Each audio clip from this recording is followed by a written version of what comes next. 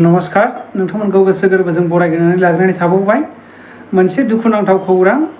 रायजो राजाफोर मैया मोनाबिलि समावहाय 6टा 5:30 6टासो समावहाय आमेरिकानि बारग' प्रेसिडेन्ट डनाल्ड ट्राम्पआ मोनसे जायगायावहाय मिटिं खालामफुबाय थानाय समावनो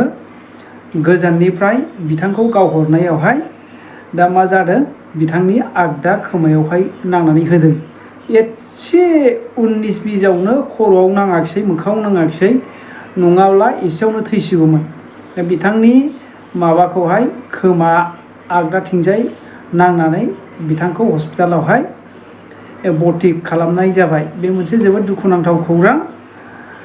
दानो रायजो राजाफोर नोंथांमोनहा नै ससे भिडिअ क्लिपखौ नायनो हागोन